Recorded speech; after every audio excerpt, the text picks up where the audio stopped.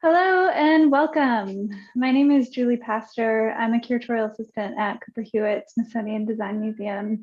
And I was part of the team along with curator Susan Brown, who helped to realize the exhibition Contemporary Muslim Fashions at Cooper Hewitt. It traveled to us from San Francisco Art Museums and opened in New York at the end of last February. For those of you who don't know, Contemporary Muslim Fashions features approximately 80 ensembles drawn from established and emerging designers in high-end fashion, streetwear, sportswear, and couture, as well as approximately 40 photographs. Interviews and footage of designers at work in their studios introduce a new generation of designers to the general public. 75% of the designers, artists, and influencers in the exhibition are Muslim women under the age of 40. And they highlight their focus on entrepreneurship, inclusion, and sustainable and ethical practices. I'm delighted to share that the museum reopened its doors earlier this month after being closed since March 2020. We're so excited to welcome back visitors with free admission to see all of our exhibitions, including Contemporary Muslim Fashions, which will be on view until July 11th. If you're in New York, we hope that you'll come to see it. Our discussion today will address the politics of looking Arab or being presumed to be Arab and or Muslim in different locations in the US and around the world. The situation in Palestine and Israel is on our minds as we explore the role of style and appearance in the cultural life of the multi-faith Arab and global population. A few housekeeping items before we begin. We welcome you to take part in the discussion by submitting a question for our panelists. To ask a question, please use the Q&A function at the bottom of your screen. Closed captioning is also available during this talk. To turn on subtitles, simply navigate to the bottom of your Zoom screen and select the icon that says CC.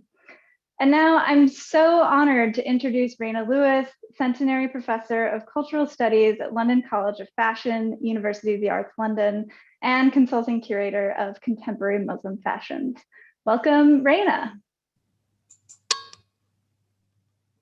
Thank you very much, Julie, and welcome all. I love that the internet allows us to come together, excuse me, allows us to come together in conversation from around the world. And I'm aware that I'm talking into the screen at a time when so many joining us today will have had very difficult experiences during the pandemic. Sometimes it feels hard to be so far apart. I'm also conscious that we meet in June 2021 when, as Julie was saying, we are aware that lives have been lost, taken in Palestine and Israel. And our hearts go out to all those directly affected and also to the many more touched by the conflict.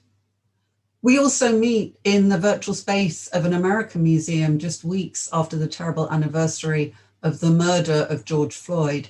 And as we remember him and his family, as also the families of all those who've been killed in similar circumstances, we join in solidarity to challenge racism and discrimination in the fight for social justice.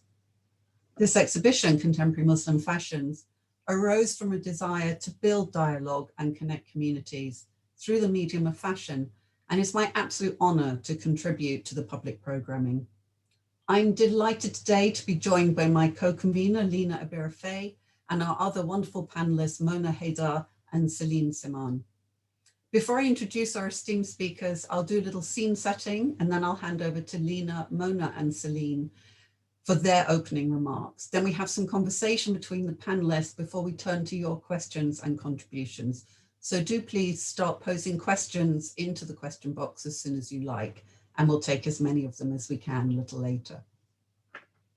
But first, I circle back to the scope and significance of this exhibition that provides the prompt for today's conversation. The impact of this show as a glorious fine art display of fashion and as a conduit for discussion was made possible by the fashion curation expertise of Jill D'Alessandro, the curator of costume and textile arts, and Laura Carmelengo, the associate curator of costume and textiles at the San Francisco Fine Art Museums, where the show began. It was a privilege to work with them. The exhibition is indeed gorgeous, and I hope that many of you will now have the opportunity to visit it in New York. And the exhibition is indeed important as part of a dialogue about religious cultures and fashion cultures. The adaptations and additions as it has toured, as seen in the excellent work of Susan Brown and Julie at the Cooper Hewitt, demonstrate that the topic of contemporary Muslim fashion remains live and relevant, deserving of a place in major public museums. Programming events to accompany exhibitions is always a wonderful way to extend the conversation, and today's gathering allows us to focus on how fashion factors into Arab identities. Now, clearly not all Arabs are Muslim, just as not all Muslims are Arab. Putting a dialogue about Arab fashion and identity into the frame of this exhibition therefore allows us to think about the permeability of religious and cultural boundaries and the transnational transmission of style. We can consider how appearance plays a role in the formation and expression of different forms of Arab identity. This allows us to attend to how the multiple faith and secular traditions of the global Arab population feed into fashion past and present.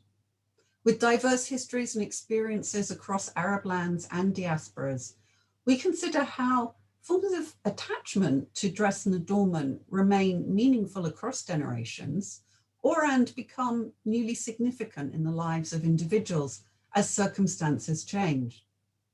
I'm hoping also that we have time to talk about the local and international impact of distinctive Arab beauty cultures.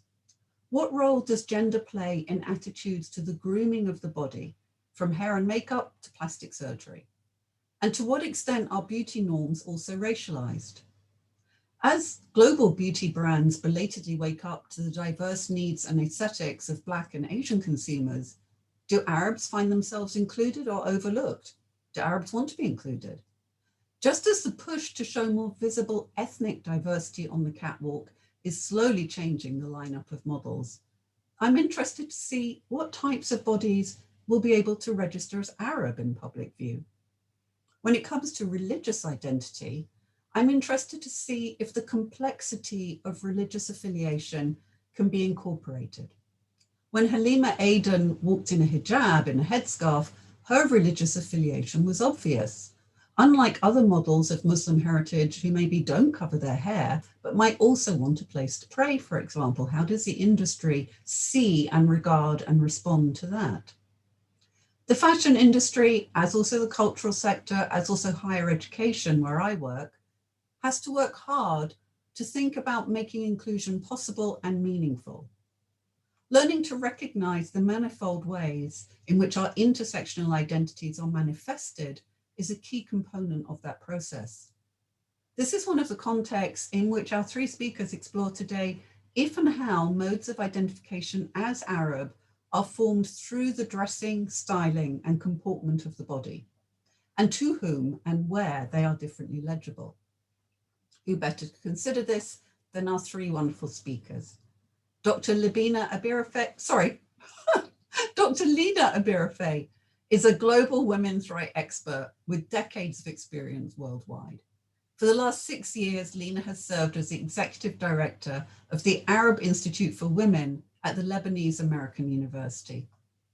Established in 1973, the Institute is both academic and activist. It covers the 22 Arab states and was the first women's institute in the Arab region and one of the first in the world. Lina is a specialist in gender-based violence prevention and response and has served in development and humanitarian work in contexts that include Afghanistan, Haiti, Democratic Republic of Congo, and Nepal. Her PhD from the London School of Economics was about gender and international aid in Afghanistan. And Lina continues to write and speak on a range of gender issues. Recently, she's been writing about the need for a feminist response to the COVID-19 pandemic and its impact on Arab women and girls. Known for her public engagement work, including a popular TEDx talk, Lina was recently recognized with a Vital Voices Fellowship for 2021 for outstanding women leaders. Mona Haydar joins us today as well. Mona is a Syrian American Muslim activist, spoken word poet and musician. In 2015, she gained international press for the Ask a Muslim project, which she set up with her husband in the wake of the Paris and San Bernardino terrorist attacks. This was a booth that invited dialogue and questions. 2 years later, in 2017, Mona broke into the hip hop scene with Hijabi Wrap My Hijab, whose video went viral and is, we're delighted to say, featured in the exhibition. Billboard magazine hailed this track as one of the top 10 feminist anthems of all time, alongside music by Beyonce and Christina Aguilera. Since then, Mona's music and visually stunning videos have continued to garner popular acclaim.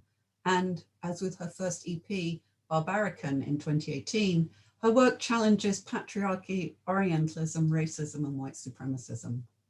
She performs her music and poetry in the United States and around the world, and is also active in community and interfaith work, with a master's in theology focusing on Christian ethics from Union Theological Seminary in New York. Mona leads writing and activism workshops and provides public speaking about art, Islam, feminism, hip-hop theology, and interfaith dialogue in churches, synagogues, and conferences, speaking everywhere from Princeton University to the Parliament of World Religions. And our third speaker is Celine Siman, who is of Lebanese Canadian heritage, a researcher, designer, public speaker, and entrepreneur with a background in art, digital literacy, and open data. She is the co-founder and executive director of Slow Factory Foundation, an education, research, advocacy, and empowerment organization that promotes systemic change towards regenerative, social, and environmental systems. Celine's mission with Slow Factory is to support Black, Brown, Indigenous, and minority ethnic voices, change makers, organizations, and brands in disrupting exploitative human rights and environmental practices.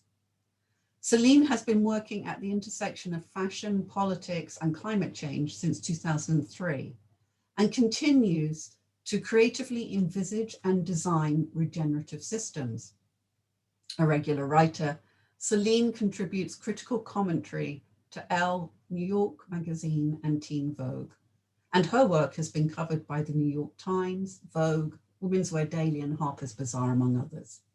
We are honored also to have work from Slow Factory in the exhibition. Now, in real life, this would be the point where there was a roar of applause as we welcomed very warmly our three speakers. You are all indeed very welcome indeed.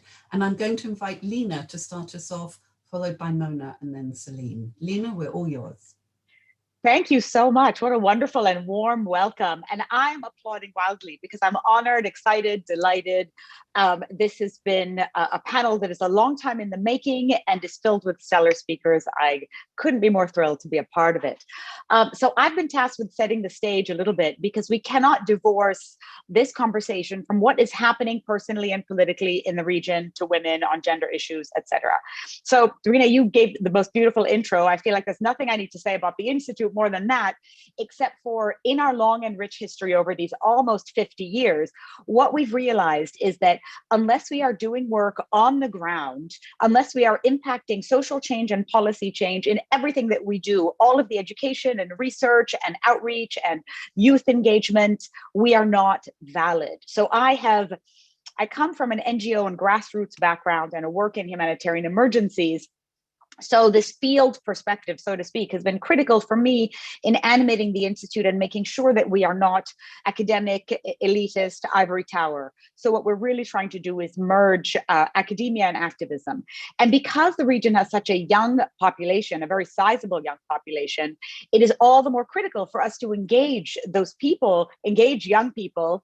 I say that wishing that I was still part of them, to see what it is they need from us. What are the tools? What are the resources? What are the ways that we can take their movements, their energy, their inspiration, their anger, and push it forward? So what we've been able to do at the Institute is some innovative things.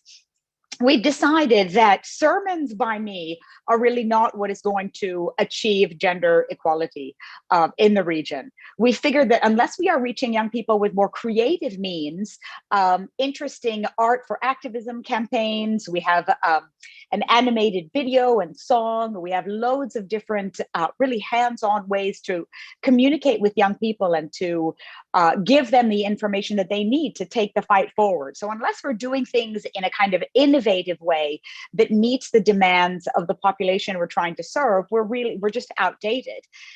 And in terms of the context, I don't need to tell you all, I think you're an informed audience, I'd imagine so. When we talk about the 22 Arab states, the ones that we cover in the Institute, we are talking about layered crises and insecurities, multiple protracted emergencies, conflicts like what's happening in Palestine and Yemen and Syria and Iraq, and the economic insecurities in Lebanon. And all of this paints a very challenging picture.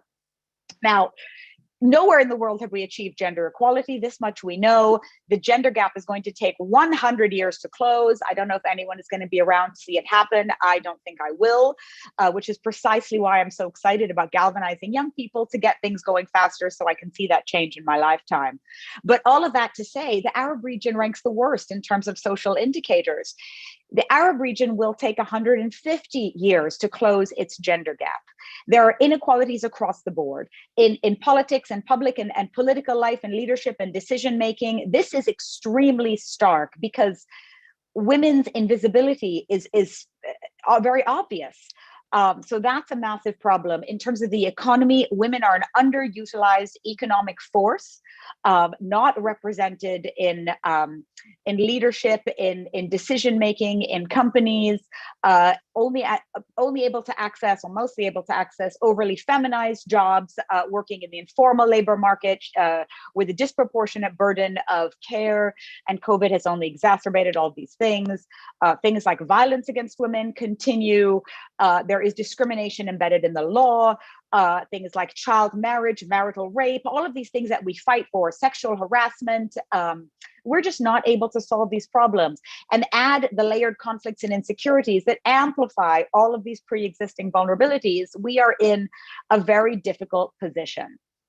All of that to say, it is not doom and gloom entirely, because what I see on the streets and in universities, in schools, and in public is a movement of young people who are galvanized, who are interested, who are committed, who are angry. And I think the power of anger is something we really need to channel in order to make change. I mean, if you're not angry, you're really not paying attention to what is going on. These are people who are just intersectional in the way they approach issues. They are not structured and rigid in the way maybe the old-fashioned kind of movements have been. They're not registered as NGOs and working with ministries. They are really out there on the streets, taking up each other's issues in a way that reflects the multidimensional lives that we live. And when we talk about the link between this kind of conversation, these movements and feminist activism and social justice activism, the body has always been a political tool. So when we look at this kind of conversation, what is the role of art, for instance? What is the role of fashion as a statement, fashion as a tool? What are the visual kind of messages or implications? How can we make this political? How are we conscious of the messages that we're sending? I think young people are paying more and more attention to that, and I find it extremely encouraging. I'm going to leave it there for now, but we'll add much more in the questions. Thank you so much. Thank you so much. That was wonderful, Lena. And you've raised many valuable points that we'll be able to come back to shortly. Could I invite you, Mona, to go next, please? And I think you were also going to share your screen, so go ahead. Hey, everyone. I'm coming to you live from northern New Mexico. So I say peace to you all. My name is Mona Haydar. I am a Syrian Muslim woman, and Rayna, thank you for that introduction. I would just add that my work is an attempt for me to use all the tools at my disposal, one of them being my light skin privilege as an Arab woman, in order to tell the important stories that I don't see being told in the world, in a way of integrity and honesty, pushing away the Orientalist, racist, sexist, patriarchal, misogynist male gaze and attempts. And I see that all as a perpetuation of the colonial agenda, the agenda which seeks to homogenize and erase difference. And I see indigenous culture as a celebration of differences, the way that in nature, biodiversity is something that, you can't get away from. So I'll just share a little bit of my work. And I'm also here. Did that work? Can y'all see this? All right, here we go. Okay, so this first image, I worked with a friend. Her name is Fida Eid, and I'm gonna drop her website in the chat box in a second here. We together created, I reached out and I said, hey, this was actually before I got into music, before I got into graduate school. And I just said, hey, Fidel, like I just had a baby and I don't feel beautiful. I don't feel like the world reflects who I am in this state of my body and of my identity as beauty and beautiful. So let's create something together which would reflect that to the world for my children, for my society, for my community. And the next image, let's see, here we go. We decided to take our traditional Levantine dress. She's a Lebanese American, I'm a Syrian American. And so we share culture in that it was actually just the French who separated Syria from Lebanon. We used to be kind of, and Palestine as well, we used to kind of be one people, different tribal cultures, different regions, different dialects, but one people with one major culture. And we took our traditional garb and we said, this is something that here in America, we don't see we don't see people walking around like this. Why? Because in a way we feel like this is old, this is ancient, this is backwards. If you're not, like, I'll tell you a story. In high school, I was actually working in an office. It was one of my jobs. And, I got credit for working in the office, and I wore a jean jacket one day. And I remember this woman said to me, but doesn't that kind of go against your hijab? And I thought that was so interesting that she historicized my hijab, my head covering, and my jean jacket to her was modern, and for me, actually, hijab is in this world, in this pornified world of toxic patriarchy. And I'll make a distinction here. I'm actually not anti-patriarchy, I'm anti-oppression. And when we see a world that's full of oppression and where women are subjugated and relegated to objects, and we see this with the studies on porn, where the brain is firing when people are watching porn, where women are actually being seen as objects in the male brain, things like that. For me, I want to challenge those ideas by saying, in that world, my hijab is a political statement. It is a social statement to say that, you will direct your questions, your inquiries, and your interest in me beyond me just as a body. You will not have access to this hair and to this beauty and to this body beyond what I choose to share and show. And so I will share this next photo. We just wanted to juxtapose different things, like the what is called like historical dress, with a typical East Coast American landscape, and then a dog in the background because we thought that was funny. It's my mother-in-law's dog. But later down the line, I was in Standing Rock. And a woman came to me, and I had already recorded the song for which this still that you're seeing now exists. And a woman came to me when I arrived at Standing Rock, and I didn't know necessarily what I was going to be able to do there because I was 5.5 months pregnant. But this Lakota woman came to me, and she laid her hands on my belly, and she said, "Oh, you brought that good medicine." And here I was, having recorded the song "Wrap My Hijab," waiting to lose the baby weight in order to shoot the music video, because I was like, you never seen a music video with first of all, it's rare that you see a muhajjaba, a woman who wears hijab, in a music video. So let me be the least like threatening I could be, And so I realized how colonial my thinking was, and I sought to challenge myself. And when she said, "You brought that good medicine," and she laid her hands on my belly, I realized I had to decolonize the way I was thinking about my own body, that I needed to be cute, I needed to be thin, And I required that of myself before I felt I could present myself to the world. And she totally changed the way I thought by speaking to me in that way and calling my body at the time medicine. And you know, I went to Detroit, and this is the video that's actually done the best of all my work. You know, and my one of my later videos was called Barbarian. And I realized during a post-colonial liturgy class that you know, there is an idea of this savage and barbarian class of people. And I realized that I was contributing to that by seeing my own nose, my own face as not necessarily as beautiful as a, you know, as like a, I don't know, what white Hollywood star has a perfect, beautiful nose. You know what I'm saying? Anyway, I realized I was contributing to that by my own self-hatred. And so I sought to create a song that celebrated our barbarism. And I start the song by saying, if they're civilized, I'd rather stay savage. Because for me, the idea is that if dropping bombs and you know, being a nuclear superpower and subduing a society with police brutality, the murder of indigenous people and Black people and enslavement of Africans, if that is civilized society, then I'd rather stay savage. I'd rather celebrate my own heritage.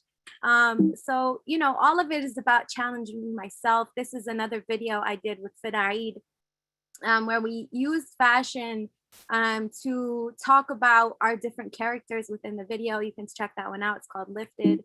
And this was for the cover shoot of my EP, where we use the keffiyeh, which, as you know, has been mass produced now in China. And it has lost a lot of its meaning for because of mass production. And so we see textiles being co-opted and losing some of their meaning, when this is a very important cloth, that the cloth, the textile I'm using as a hijab, and the one over my shoulder. This is a heritage piece. You know, I remember pictures of my grandfather wrapping his head as he worked on his farm in the black and white keffiyeh. You know, it meant something to our people. And with that, I'll end my screen sharing, and I'll just say, you know, for me, my work is largely about myself first and my community, and speaking truth to domination, and realizing that actually we the people are the power. Corporations, you know, we often say that we're speaking truth to power, but realizing that actually within us is the power, and that as I use my art and my body and any tool that I have at my disposal, my fashion, my style, my voice, my talent, to subvert things like white supremacy, sexism, classism, caste, all of that. And when I speak to that, directly to that, I am taking my power back and sharing the message with anybody ready and willing to listen. So that's my hope in creating solidarity between communities, that we are actually the power. I think you certainly are the power, Mona, and thank you very much for that wonderful introduction. I'm going to hand over now to Celine to do the final presentation, please. Celine, go ahead. Hello, thank you so much, Rayna. Thank you so much, Mona. It's been an honor to be here. I don't have a presentation to share with you, but I will tell you a little bit about what we do at the Slow Factory Foundation, at the Slow Factory. So the Slow Factory works at the intersection of climate justice and human rights. Personally, I have lived a war. I'm a first-generation war survivor. I was born in Lebanon. And my family and I escaped the war, and we were one of the lucky ones who had the opportunity to leave Lebanon, Beirut, sadly, under the bombs and under the siege of Israel at the time, to escape to Montreal, Canada. And that's where I had, you know, the first part of my education, let's say. And going back to Lebanon when I was 13, when the war ended in 1995, I realized that I wasn't ready for what I was going to witness. I had lived pretty sheltered after the escape after the refugee status that we've received in a place in Montreal where we were subjected to a lot of racism. My father was, his business was vandalized repeatedly. So that's why he never felt like we were going to stay in North America. It was just temporary. So we left and returned back where we came from, exactly what we were told to do. And so when we arrived in Beirut, I wasn't ready to witness, like, so far that part, the racism, North America was pretty sheltered to what I was going to relive, basically, in terms of re-entering a place that had been completely destroyed by the war, and an apocalyptic place, basically, which was Beirut, Lebanon, the entire country. And at first, I wasn't sure why my parents would do such a thing to bring us back here in that place. But later on in my life, I realized how much of a blessing that was. And that was the foundation of the work that I do, which is a work deeply, deeply ingrained in decoloniality and the anti-colonial aspects, post-colonialism, and the observation of colonial power in every single aspect of our lives, from the education that we are receiving, to the way we are interacting with climate, to the way we are interacting to human rights, and who gets to be in human rights and who gets to work in that space. And witnessing the cost the war had on my country, on both the environmental aspect of it, on the human rights aspect of it, defined the way that we work at Slow Factory. Not just me personally, but all the collaborators that we bring together to shape the new narrative that we desperately need in this conversation regarding climate, because it's one of the most important battles that we are facing collectively. It kind of is a way to bring us all together, although it isn't an equalizer. And also the conversation on human rights, racial justice, our right as Arabs, and this identity that is the Arab identity. What is this identity that we call being an Arab? Is it an ethnicity? Is it not? I know that from a white perspective or an European perspective, we can't call it an ethnicity, but we have all the tools in front of us to name it like an ethnicity, to define it as such. And so this conversation about being an ambiguous identity, an erased identity, specifically because I am an Arab who isn't a Muslim, and this misconception that the global North has on our identity and who we get to be and how we get to be orientalized or not, of course, as Mona said earlier, I have had my share of misconceptions from a young age. When I was a child, being asked, why am I living in a tent? Am I living with a camel? Do we come from the sand? And being called all sorts of slurs, and all the way to going back to Lebanon and being called a white person and being called like you are a traitor because you left and you can't speak well Arabic and you cannot read and write it pretty well. So you are a traitor, you assimilated. And being aware of these places, of these geographies, of belonging, not belonging, being an outsider, and trying desperately to understand what is it that we've missed, what is it that I've missed, and what is it that I haven't been taught at school, what is it that we never will teach you, whether it's here in America or over in the Middle East. What is the Middle East? Is the Middle East the correct terminology to describe where we come from? As we've seen probably on social media, it's the middle and east of nowhere at all. It is a colonial depiction of where we come from. Is it Southwest Asia, North Africa, the correct terminology? And why are we defining it in geography? Isn't it also southwest of something else? Anyway, so all of these topics are the topics that we explore at the Slow Factory as an independent institution, a guerrilla institution, and an institution that belongs as itself on its own, funded by the public, funded by partners. We are redefining the new narratives, and through education and open education, which is free online education for all to attend to, but mainly centering and led by Black, Brown, Indigenous people of color from all over the world, from the global majority, that basically creates this global movement of liberation.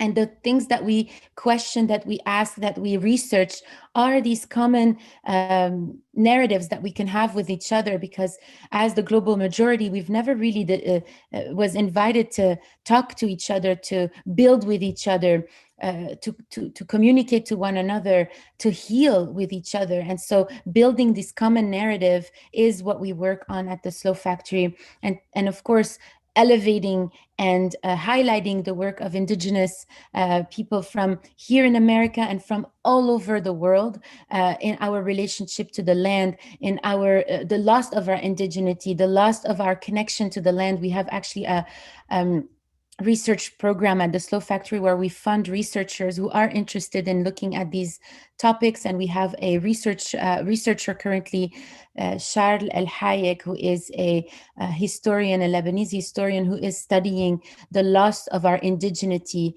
from before the war, in fact, during the Ottoman Empire, and prior to that, in fact, and the influence of European colonizers here and there in small pockets of time and places, and their influence in our identity or loss of identity, in our relationship to what we consider modern. What is modern and modernity? So we have this program. We also study microplastics and the rise of microplastics in our environment, from the beauty industry to the fashion industry. And we also have a lab at the Slow Factory that is funding a research that is now ready to go into market on a new leather alternative that is a nanocellulose leather that is growing out of food waste and that is being fed food waste. So it's a completely circular food waste to resource model that we are launching in the next year or so. So the Slow Factory is an independent cultural and institutional research lab and school, and we are curious. We don't necessarily have all the answers, but we are definitely in the work of questioning things and better understanding who we are on this planet.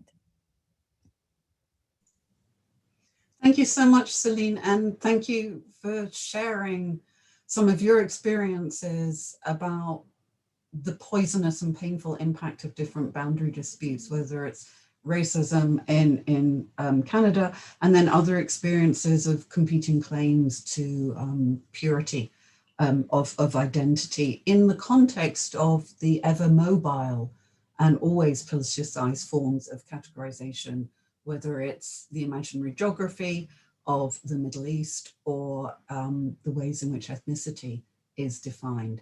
We're going to take some questions now for the panel. You've been sending in questions. Please send in more. I'm going to pose some questions to the panel for a moment now to start off with. And please do carry on sending in your questions and comments. And I'm going to start with a question for you, Mona, that follows on from some of those rich visuals that you showed us in your presentation. One of the things we wanted to do with the Contemporary Muslim Fashion exhibition was indicate the breadth and variety of Muslim fashion, to spotlight some of the many different aesthetics that inspire and are familiar to Muslim designers and consumers around the world. And I reviewed your videos when I was preparing for this, and I was struck by the variety of clothing and style on display, both in Wrap My Hijab, the range of ways of wrapping, which was itself, of course, a deeply significant intervention into conservative orthodoxies. And I also loved in Barbarian how you tell a visual narrative about religious and ethnic diversity through the dressed body.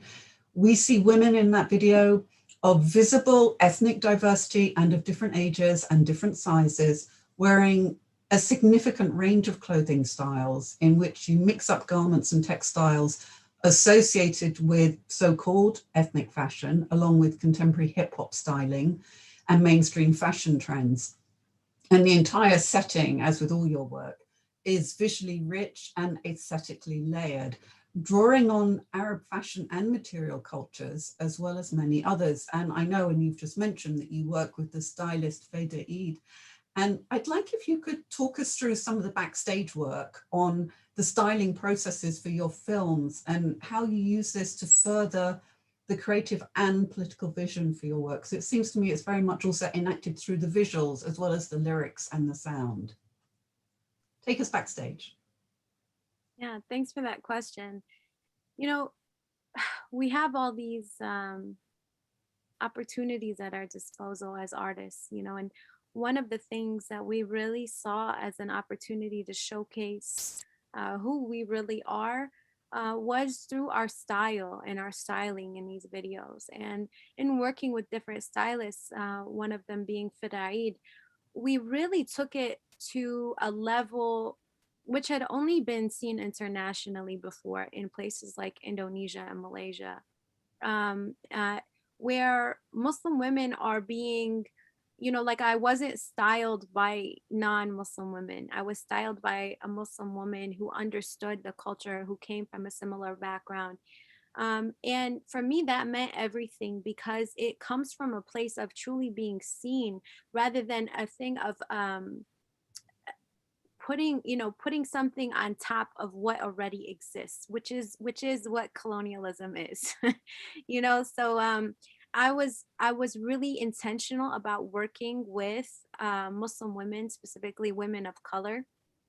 And one of the things, with Wrap My Hijab that we tried to do was subvert the gaze of white supremacy and specifically anti-Black racism. Because when you talk about Muslims in America, often you're not talking about the Black community, which is a huge contingency of Muslims in America. And I wish we had a Black sister on the stage with us to talk more about this. But one of the real problems within the colonial model is that it is about divide and conquer. And so what we're doing to subvert that is to unite and build solidarity with one another, and that it can be represented through our clothing. That no matter where a Muslim woman comes from, she has the option to wear hijab or not to wear hijab, and she has the option to wrap according to her own indigenous culture. And it might look different than the way that I wrap my hijab, but it will always represent the beauty of the Muslim society, regardless of whether she chooses to wrap or not. And so in the song, Wrap My Hijab, I actually say, cover it up or not, don't ever take us for granted. And in the song, I set out to do this thing of subverting colorism within our community. I have this light skin privilege, and so I have to use it as a sort of currency, investing it into the more beautiful world that I know is possible, and that I see ourselves building together as artists, as creatives, as people on the front lines of creating the revolution and building a sustainable world for the future. So, we're using our clothing, we're using our voices, we're using our writing, we're using our art, we're using whatever we have access to, whether, like I said, okay, so here's one last example and then I'll be done answering this. But for instance, in my video, Good Body, if you check that video out on YouTube, you'll see in the beginning of that video, I'm wearing a white frilly shirt and it has ruffles all up and down the front. And that was an intentional styling decision where we were all wearing white on top, and mine was a ruffled front. And then we were all wearing jeans. Okay. And then a transformation happens in the video where we arrive at our true selves. And you see the variety and the diversity of what people who feel comfortable bringing their true light to the world, what they would wear. Okay, and that was my prompt for everybody coming to be in this video. And the frilly shirt was a marker and was a symbol of the colonial masters. And then our transformation from that frilly shirt, the colonizer shirt, into the liberation, into the immense beauty of diversity. Like we don't strive for uniformity, we strive for unity, and they're very different. They're very different. We don't strive for monoculture. We strive for diversity. So what I want to ask you is then, when you work with different stylists, and then when the women who are in your different videos, are they coming with their outfit, or is that coming through a collaboration with the stylist? So are you getting input then from everyone that's on screen? Yeah, so each video has been different. So for instance, for my very first video, the women you see reflected in the video are the women who wanted to be represented in that video. I didn't have a following at the time, but I had a community in Detroit, Flint, Ann Arbor, Dearborn area in Michigan. And I just put out a call and I said, hey, spread the word. I'm shooting a music video and I want people to be in it and I want it to represent our community beautifully. And so who you see in that video, and I just shared a few styling tips. I said, I want monochrome. So come dressed, monochromatically. But I also want you to feel comfortable. So feel comfortable in what you're wearing because we're going to be on set. And I said, represent yourself the way that you feel you will be honored and represented 10 years down the line, 20 years down the line. And then later on, when you're working with a stylist and so on, because it's very interesting in terms of as your career develops and how, the complexity of the imagery. So just before we move on, tell us then, with later on, is there still a collaboration or are you dressing people as they arrive? Yeah, so later down the line, for instance, in the Barbarian video, Fida Eid was the stylist on set at the time. But we asked people, we said, we don't have budgets. I'm not signed to a record label. So if you would come and bring what you feel represents you and your people beautifully, and then we'll help tweak it for camera because we know what will look good on film and the way that things will feel good. So we actually had a makeup artist, we had a stylist on set just to make sure people felt 100% comfortable showing up on camera. But we didn't change what they were wearing. We just amplified it. We just enhanced it slightly. We put powder on people's because camera does things. We had lighting situations and, Fida has incredible ethnic jewelry from all over the world. And she used that for people. And our makeup artist did, different face tattooing for people who have that in their ethnic background. So we just sort of amplify and enhance, but we definitely didn't say, okay, you're going to wear this and you're going to wear this and you're going to do this. It really is about allowing people to feel truly represented and being comfortable in how they're being shown on film, which is not, we don't get people's consent. I've been in many ads. I've been in and they've treated me very well, but they've never asked me like, what would you like to wear? It's always been like somebody pulling out a scarf and I'm just like, yeah, actually I can't wear that. It's about this wide and it's not going to fit over my head. Like I wish you had brought in somebody who knew something about a scarf, who knew about styling a hijab, for instance. Well, and that's a very interesting point as well in terms of the sort of mixture of collaboration, but also professional expertise that you need in order to produce the content for the video that's going to work.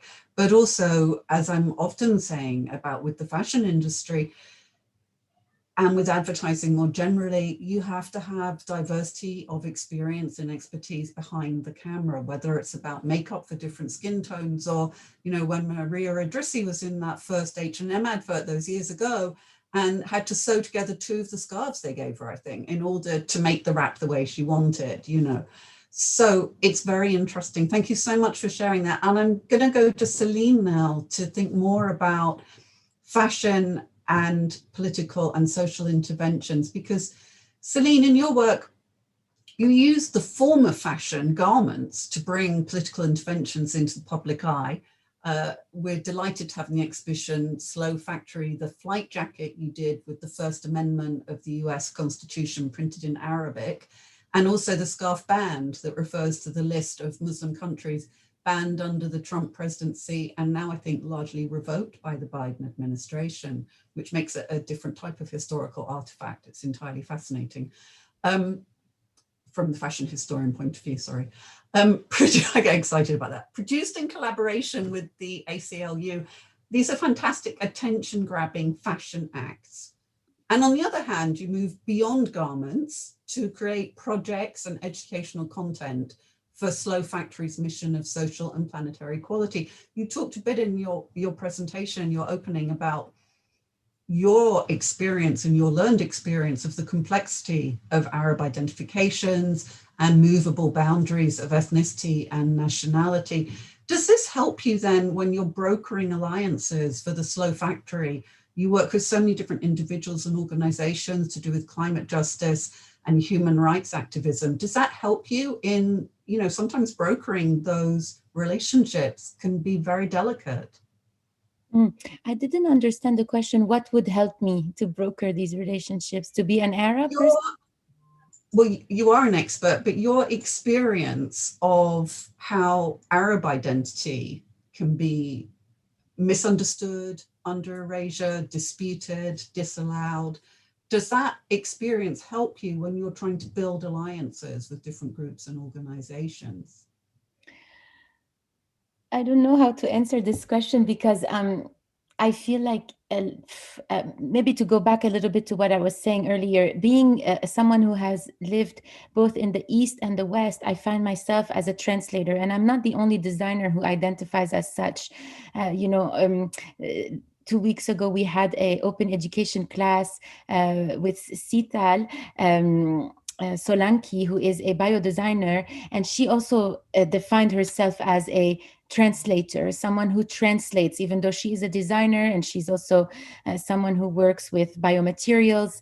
And so the idea is, the idea here is to say that being a translator, someone who has to translate both East and West, has always been a difficult task because we are in the middle of all of this. So we understand, certain criteria, for example, certain institutions may have, and maybe I could pass because I am able to enter this room. My name is Celine. It's not an Arab name. My mom was very conscious in naming me this way. She grew up under a colonial mandate, the French colonial mandate, that where her own mother language was forbidden. She was not allowed to speak her language. My dad as well. She was forced to, adopt another language. And so basically the fact that my name is Celine already gets me into the door. But then as soon as I open my mouth about Palestine, about Arab identity, about Lebanon, about our struggle, our constant struggle in just achieving basic human rights, and to really talking about the region, not as in terms of series of conflicts, because that disenfranchises all of the work that we are doing and desensitizes the global north into having any form of compassion for what we are going through. I wouldn't say I have any advantage because, in fact, the work that I do is a constant form of education and a constant form of advocacy. And that's how I ended up being in that space, is just naturally advocating for things that I was seeing that were done in a way that continued the oppressive agenda, continued the erasure, continued the misunderstanding, and being like, well, we just don't understand it. And so I think that instead of seeing it as an advantage, because I never was given that advantage, I had always to kick the door open, keep my foot in the door, and push the door so that other people could get in. That's how I see my work and myself. I've always identified as a professional troublemaker. Up until this day, I am considered someone who is difficult, someone who is radical, someone who isn't going to bend into the rules and say yes, yes, yes, someone who challenges the status quo at any given time. So when we are working with brands or when we are working with organizations, it's never an easy thing. I would not say that we have any advantage, but we are grateful whenever we get to work with organizations. I think organizations that work with the Slow Factory are on the right track, are progressive organizations, are organizations that are asking themselves the right questions.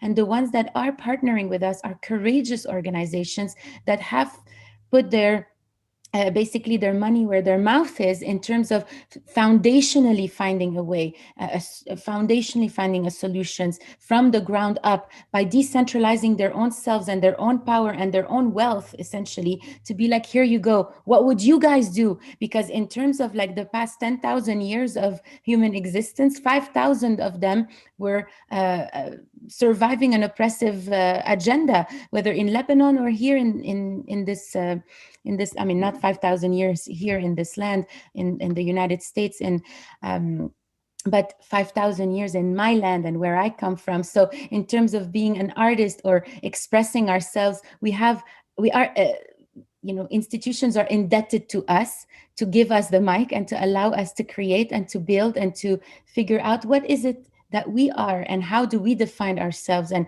what is identity to us in this climate of identity politics. Because in the Middle East and at least in Lebanon, that's not something that we are invited to question and to talk about. We are living in a post-war climate where we are wondering if identity in fact is useful. And so these conversations are different. I think your point about being a translator of languages, of culture, is very well made. And it's also clear that you're translating the same conversation or different versions of the same conversation differently for different contexts, as you've just said. And I was thinking in terms of the work that Slow Factory does about environmental and planetary sustainability, is that, given that the fashion industry is to a certain extent alert now to questions of sustainable and ethical fashion, and certainly our students at London College of Fashion are very much, this is a hot button story, it's integral to the way that they work and they study. Do you think that's a conversation where now more people are speaking the language? Or are they speaking a different version of that language, if I can stretch your metaphor? Are more doors open for that now in terms of sustainability? I mean, to a point, all the time I get asked, what is sustainable fashion? And I always answer, what are we trying to sustain? Because right now what they are trying to sustain is their own systems and their own systems of oppression. And so my entry point in the fashion industry was in mapping colonial routes for both resources and for human labor. And in mapping these routes, I created this map, and this map maps identically to the colonial route. So nothing has changed. We are continuing to exploit resources, human resources and labor in the same models that basically built this land, America, the UK, the Cotton Empire. If we trace it back, and open education is a wonderful resource, and digging deeper into that, we have the history of cotton, where we continue exploring that cotton in indigenous languages. There's over 10,000 ways to say cotton in an indigenous language all over the world in indigenous languages. But and cotton existed long before the white man had discovered it. And now, sadly, the way that the fashion industry is being built, it's not being built anymore on cotton, it's being built on petrol, on oil, because 70% of our clothes hanging in our closets are made with polyester, and polyester is oil. And that is why it's completely related to the situation in the Middle East, to the situation in Southwest Asia, North Africa, in the constant, basically the constant destabilization politically of that land is for access to oil, not only for our cars, but also for the goods that we buy and that we create, whether it's a toothbrush or a packaging for a shampoo or for your clothes. It all comes from that same source. Now, there has been efforts in creating recycled plastic, recycled poly, with basically the used plastic that is floating in our ocean, but we're taking a visible item from the ocean, we're turning it into a soft good, and we're washing that soft good, eventually throwing that soft good because it's still the culture of disposability, and we're returning it to the earth as poison, as something that cannot get recycled again, because we have not cracked the code of recycling textile in that capacity. So there's a lot of conversation happening in the fashion industry, and a lot of it has to be centering non-white voices from the global majority, because the problem that we are experiencing now is a problem created by white supremacy. It's a problem designed by colonialism. If we look at all of the systems that are designed around these products and around manufacturing these products, and the culture of disposability around these products, they are intertwined with the culture of how we judge something as successful or as beautiful or as fashionable or as of status. What does status even mean in this context when we're discussing sustainability? That's why this intersection between climate justice and human rights is key in cracking the code of how do we create sustainable systems, regenerative systems that are good for the earth and good for the people. And that's what we do. And thinking then also always about in whose interest this is happening, and what do we have to do to see where the power is lying in these different contexts. Thank you very much, Celine. And Lena, I'm going to come to you to think again about women's political participation and economic opportunity in the Arab world, based on your experiences and also the work that you do with the Institute. I know you and I have talked before about the relationship of fashion to the formation and expression of Arab identities. Does women's appearance play a particular role in women's opportunity in achieving, or in the converse, in inhibiting success? Does appearance matter? Well, let me start by answering the first part about economic and political participation. So when we talk about things like, women being underrepresented in the political and economic sphere, we want to, at very least, level the playing field, recognize a historic, ages-old imbalance and inequality and blatant discrimination across the board. But at the same time, when we advocate for quotas and positive discriminations that are going to hopefully correct this imbalance, the idea is not, is it sufficient to have women's bodies in these seats? The idea is about power, really. What's important is, can they exert power in the spaces that they occupy? Can they espouse feminist principles? Can men do that too? Of course they can. What are the ways that we are building conversations for all of us in political life and economic life, in all aspects of public life, actually, for conversations around social justice, around diversity, around feminist principles, and what might that look like? It's like reinventing whole new structures, especially for the Arab region. So what is interesting is, very often people see this as a tick box kind of thing and say, well, if we just put 25% women in this space, or women CEOs or whatever, that we've solved the problem.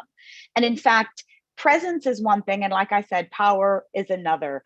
And how we use that. And I'm going to go back to what I said at the beginning about how I see the young generation taking charge of those things in ways that are non-negotiable. And for me, I think that's extremely encouraging. One story I want to share, and I probably digress, but I did promise that I would do this, is as part of our conversations at the Institute, we talk a lot about what it means to be feminist and how that word manifests, and how that word is translated, and how that word is perceived, interpreted, and so on.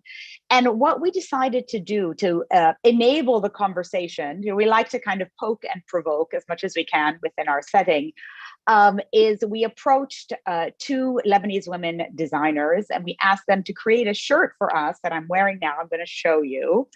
Can you see it? I'm just holding my phone out. So it says feminist in Arabic. And the idea was to just get people talking about it. I mean, yes, you can wear your politics, and as long as you're doing it in a way that is ethical and aware. And I think it's wonderful that this was done by women in Lebanon, and has been worn by young people all over the place. And there's a men's version, obviously, as well. And the idea is, let's please talk about the things that sometimes make people uncomfortable. And the concept of feminism is not one that is imported and imposed. It exists everywhere. I've worked in over 20 countries, and I've seen indigenous feminist movements everywhere all the time. There are women who are active. There are people who are active for social justice in every single space I've ever been in. And I think that's an important point, that this isn't just something that is part of a Western cultural agenda or some kind of a colonial project. This is we are fighting for equality, for rights, for space, for diversity, for justice, for dignity, for respect within our own societies. Nobody needed to teach us those kinds of things. So in whatever space you occupy, you can make it feminist. I really appreciate my fellow panelists speaking about their own identities and the politicalization of their own identities. And for me, it's been interesting navigating this space, because I come from different countries, different religions, raised in places that are not my home countries at all. By way of detail, I will tell you, I'm the product of a Lebanese, who is also was born and raised in Senegal, and a Palestinian, and on both sides, different religions, neither of which are necessarily recognized in each other's spaces. Both had to fight in order to get married. So I come from some revolutionary stock, and then was raised between Saudi Arabia and Washington, D.C. So, you know, in choosing to take on a feminist agenda, I mean, I was born fighting and trying to figure it out. And born trying to negotiate all of the hyphens that form my identity. Am I Lebanese Palestinian, Druze, Greek Orthodox, Arab, American? What am I, and what do I want to fight for? And how can I juggle all of those things? And how do I express my politics? That may or may not answer your question, but you know, it's bringing all of the passion and anger and chaos. I never was able to take any of that for granted, you know, and I think that's been a really interesting part of my upbringing, that I had to really be conscious of what choices I made and why I made them, and what I was going to believe in, because there's a lot going on there. And I think the more that we are aware of our identities and how we express them and what they mean in public space and in political space, the more powerful we are. And that's what it's really about. It's about reclaiming the power, claiming the power that has long been stripped of us in so many ways. Thank you. And I think, and thank you for sharing some of your personal story, Lena. I think, you know, when Mona talked about using her lighter skinned privilege, if I'm paraphrasing correctly, to, you know, to open doors and to amplify other stories, I think it's so important when we're talking about, you know, diversity and inclusion, or whichever words are being used in, you know, the university or the museum setting, to also think about forms of embodied presence which are coded, decoded, and understood in certain ways, not necessarily accurate, and those which need to be verbalized and explained in some context, because otherwise people aren't seeing them, and the complexity of how those things are seen. So both the possibility of the privilege that might accrue from the passing glance, and then also what it means to be disregarded and not seen, and in a way that takes us to the question about Arab fashion and identity. And I think I'm just going to open for any observations that any of our speakers want to share that you didn't share already before we go to audience contributions and questions, which is how your identification as Arab, is this something that is consistent across your lives, and is also impacted by where you are and how others see you? And I should say, for our international guests today, for our international audiences, that I think still to this date in the US Census, Arabs and other people of Middle East and North African heritage are still classified as white, which isn't necessarily the same in other Northern Hemisphere contexts, for example. And that's to do with the particular histories of racism and racial classification in the United States. And I bring that in because it's important that we think about the historical context in which different forms of ethnicity or identity or difference or nationality or indigeneity become visible. So is there anything that anybody wanted to add at this point about continuity and change in your sense of Arab identification and how it's legible to others? Or not? I'll just speak Mona. to that for a second. You know, it's just such an interesting conversation around the census and whatnot. You know, there's a cop out when we talk about Arab identity, and we say it's so complicated. The same way we talk about Palestine, you know, the cliche statement is it's too complicated. It's so complicated. It's complex. You know, we're not going to figure it out right now. When it's a clear-cut case of settler colonialism, you know, an empire using a strong arm against people, indigenous people. So one of the things that Celine talked about that it was so important to highlight specifically in this conversation is the erasure of Arab identity in the American context. So, you know, something happened with Armenians, I forget what year, where they were racialized as white. It was a legal case that they won. And that kind of set the tone for Arab the census, what happened with the census, right? But one thing that is often ignored is that Arabs, there are Afro Arabs, you know, we have Arabs who are Sudanese, Arabs who, you know, all over West Africa, people speak Arabic. And in our culture, if you speak Arabic, you are an Arab. So that's something that is not understood in Western society, because in empire, there are citizens and there are non-citizens. That's where the word barbarian came from. If you look at the etymology of the word barbarian, it actually meant foreigner, non-citizen. It had nothing to do with a specific people. It had to do with those who were colonizable, those who were conquerable. And in their art, funny enough, we're talking about clothing, those people in Greco-Roman art are depicted as naked and nude in their sculpture. So when you would enter a Roman hall, you would see the female form nude, and you would know that that was actually a depiction of, or a symbol of, a colonized, conquerable people. And isn't it interesting that the female nude form was the symbol for a conquered people? You know, that's to talk about sexual violence. It's to talk about, you know, so really this is an ancient conversation of erasure. This is an ancient conversation of colonization, of the conqueror, and what power they have to say who is what, who is a citizen of empire and who is not, who is conquerable, who is not permitted to have agency over their own body, and their own identity.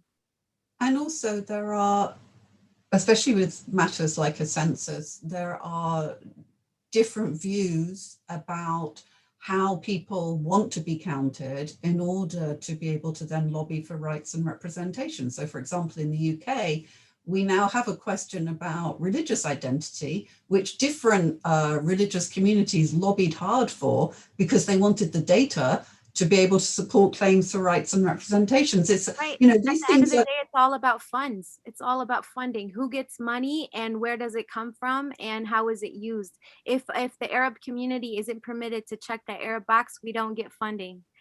So that's, you know, that's ultimately what it's about: economic disparity. and it's also a way of thinking about the mutability of these forms of identity and how they are inevitably historically contingent and constrained. I'm going to go to questions from the audience. Do continue writing in. And Mona, I'm going to stay with you.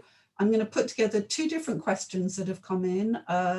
One from Anne Smith saying, Mona, you said you're not anti-patriarchy, but rather anti-oppression. And she says, is not patriarchy the oldest form of oppression and arguably the most widespread and damaging? And wrapping into that, from someone who hasn't left a name, agreeing about the failures and ills of Western society, but surely, are you saying there's no misogyny in Syrian or Arab culture, and a concern that requirements of dress in some cases for women and not men seems to defy claims of equality in those societies? What am I not understanding? So first of all, do you want to clarify what you meant by being not anti-patriarchy, but rather anti-oppression?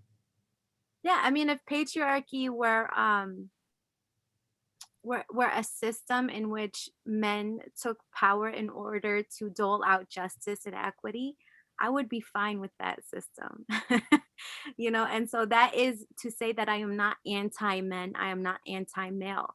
I am pro-justice and equity. And that is to make my language very clear, because people will come in and say, oh, you're just a man hater, you're just anti, you know, white or whatever.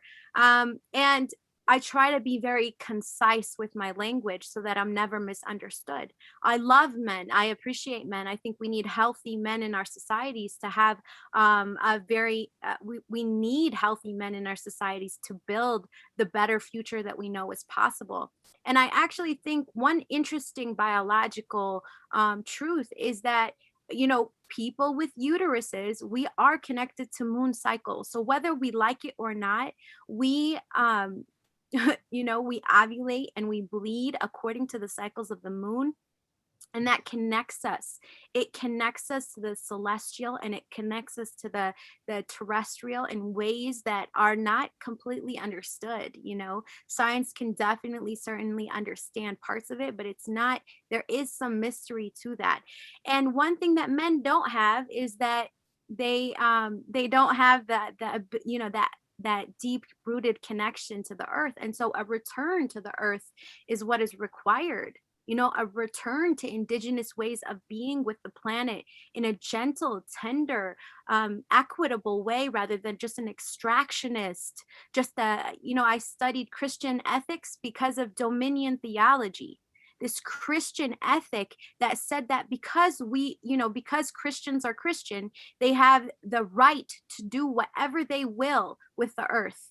And I am completely against this mentality, this ethic, where it is actually anti-sustainability, it is anti-future, it is anti-everybody and every creature on the planet, for us to believe in that way, because it's creating disharmony, discord, and destruction wherever we are, whether it's fashion, whether it's racial equity or economic equity. And finally, for the last piece, around, is there not misogyny? Misogyny is a global problem. It doesn't matter if you're in Iceland or in the global south, or if you're in Sweden. Violence against women is a global problem. And it's not a problem of, it's not a sexual deviance problem. It is a rapist problem. It is a problem with rape and not with sex, okay? We need to start defining our terms more properly so that we can talk about things. When we say violence against women, it's a passive conversation. Who is perpetuating violence against women? What are the structures that enable that to happen? We need to talk about it in the active tense. It is male violence perpetrated against women. And we need to phrase it that way, in that language, so that we can eradicate it from our society. This is a global issue, no matter where you are in the world. And the numbers are tragic. They are absolutely tragic. 1 in 3 women globally is affected by this male perpetrated violence against women. 1 in 3 women. So, it's not to say that Syria doesn't have that problem. Of course it does. This is a global, I would say, pandemic. And we need to be systemic about the way that we're approaching it globally, because it's affecting all of us everywhere. So we need to join arms and do that work of liberating ourselves from empire, because empire is what, and dominion theology is what has given permission for this to really take hold. Thank you very much. And I'm just getting some comments coming in that I'm going to wrap in, but we're not going to respond to right now, in terms of men stepping up and taking responsibility. Somebody says it doesn't necessarily have to be patriarchal. It could be more of an equitable share. Patriarchy tends to imply not an equitable share, because otherwise you might say, well, I'm pro-matriarchy for the alternative, rather than a more equitable sharing of power between all the genders. I've got a question that I'd like to pose to all of you, which is, there's been a renewed attention to questions of cultural appropriation, particularly in fashion, the use of textiles or garments or visual traditions, often by global brands, without giving due recognition or recompense to the communities from which they may initially derive. And this is something that back in the day, Lena and I will remember, was a big story, and then it sort of went off the boil. And now I'm so delighted to see this is something that people are attentive to and agitated about against. In terms of the global varied Arab population, is this something in terms of wearing and using textiles from different Arab cultures that needs to be considered as well? Or is the splendor of global and historical Arab style a sort of smorgasbord mood board that everybody of Arab heritage is equally at liberty to use? Are there some things you wouldn't use, wouldn't wear, because it's not your particular heritage? Or does it having connection to Arab textile heritage, fashion heritage, cover everything? Celine, go in. Yes, I was like, oh, where's my unmute button? So I just want to say that as we are studying more and more, this is a very Western view of the situation. I would have to say that by prefacing that this is looking at the situation from a wide gaze, let's call it what it is, and to basically policing what we are allowed to use, not allowed to use, and redefining cultural appropriation from the perspective of someone who is orientalizing, for instance, our culture, and who isn't part of the culture. As we study what's the intricacies of our culture under Ottoman Empire, under the French occupation in Lebanon, for example, or the English in Palestine, we are seeing that one of the main things that we've observed as just from a historical point of view, and that is the research from Charles El Hayek, who is working with us, and his ad on Instagram, if you are interested, is Heritage and Roots, and he speaks often in Arabic, but he translates in English, is that under Ottoman Empire, Druze, Muslims, Christians, Sufi, no matter what the religion was, it was very hard to differentiate who was what. Muslim women wore the veil and Christian women wear the veil, and Druze women wear the veil in different ways. Sufi women wear the veil, and the Muslim men wear the sherwal, the Christian men wear the sherwal. We all wore the same thing. And it was very hard to differentiate who is what from which religion. Our religion was not the issue. It was not even a differentiator. Again, we come from one of the cradle of civilization, one of the oldest civilizations in the world, and therefore our religion fluctuated and changed. A Christian man would convert to Islam, an Islam person would convert to Druze. Like we were, the Jewish person, the Jewish women were also the veil, I forgot to mention, and the Jewish men were also the sherwal, because there are Arab Jews and Arab Christians and Arab Muslims, and that means we spoke Arabic. It was the language that we spoke under the Ottoman Empire. When the Europeans would come to the land, because specifically in Lebanon, we are looking at Lebanon because Lebanon is a port city, specifically Beirut. Everybody entered through Lebanon to go through the region. Okay, so it was a port. Any European that came through that land couldn't differentiate from the Christian to the Muslim to the etc., to the Jewish person to the Druze, etc. So to ask us to differentiate ourselves now is something that is anachronistic. Like it just doesn't work that way. If I want to wear a veil on my hair and I am Christian, historically, that's how we wore it. And also, when I enter my church in Lebanon, I cover myself because that is just how we are culturally. So that is one thing that I do not wish to be policed, and I have been policed by American media to what I wear, what I not wear. Why am I wearing a short skirt? Why am I not wearing a longer skirt? Why do I show my arms and whatnot? So that is something that I just want to preface, that it's not part of our culture to having to being different from one another. And so as we study the region and we try to articulate it to the general public, this differentiation came from the European colonizer that wanted to separate us, specifically once they decided to adopt the Christian religion that did not come from them to begin with, that first of all was a religion that was persecuted for hundreds of years by the the European colonizers that were the Romans, the Greeks, and then eventually the French and the English.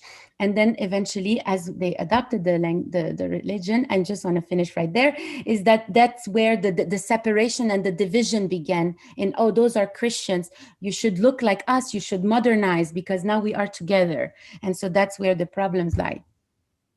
I'm being given the 5-minute sign, so I'm going to go quickly to Lena if you want to add anything in on this. Thank you, Celine, and I would love to talk about the Ottoman with you for a very long time, but we might be able to do that later. Lena, did you want to come in on that before we close? Well, I want to build on the conversation on male violence against females, which I appreciate so much, because yes, I believe that we need to be accurate in terms of language. We need to name the perpetrator. We need to know what we're doing, what we're fighting against. Part of the challenge that I face, having done this in all over the place, is that this is by and large a problem that is male perpetrated, and yet it is women who are working to correct the problem that they did not cause. So, you look at the people who are working on women's rights, who are the so-called gender advisors or whatever it is, the names that we give ourselves in the field. And it is always our responsibility to remedy this problem. And that for me is a problem. I do want to see men and boys step up. I don't believe that all men and boys are perpetrators. Absolutely not. I think there's a lot of room to raise their voices, to do a lot more in terms of advocating for rights. It's about dignity. It's about bodily autonomy. It's about respect. These are very basic things. To me, it's absolutely a no-brainer. And when these things happen, it is about power, and it is about abuse of power. And therein lies the problem. And so when I talk to women and girls, I say, claim your power, take up your space, do that in any way that you like. Make sure that you are present and you raise your voice and you feel like you can access choices and opportunities. Do that. But at the same time, I would call on men and boys to also create the space, to pass the mic, as you say, to give some room, because unless we've got some male allies who are louder in terms of support, we're going to be continuing to fight these things. You know, it's the echo chamber. I keep saying, I don't even understand, when I was working on sexual violence and humanitarian emergencies, I don't even understand why this is a career and not common sense. You know, why is it that I have had to dedicate my life to ending sexual violence when this should be obvious to everybody and a given for all of us? My body, my space, my choice, it's simple. So I think we need to start seeing things that way. And when we talk about the full range of diversity and equity and inclusion, these are very obvious things. And so that's really what I'd like to say. And I hope that I live to see it happen. So do we all. On that note, it's going to fall to me, sadly, to bring this conversation to a close, because I think we're opening up a whole load of points that we would like to discuss further. There will be opportunities for future conversation. Thank you to all of you who sent in questions and observations that we didn't have time to get to. We will look forward to reconvening again on some other occasion to further this conversation. I would like to thank everyone at the Smithsonian Design Museum who's worked to put this event together, especially Susan Brown, Vasiliki Giannopoulos, and the tireless Megan Mahaffey, and everyone who's been working behind the scenes to get the technicalities running so smoothly. I thank you for joining us today and being such a wonderfully engaged audience. And I also thank our three wonderful speakers for their generous participation, Lina Aberfe, Mona Haydar, and Celine Siman. Thank you all so very much, and have a very good rest of day, evening, all of you. Bye-bye.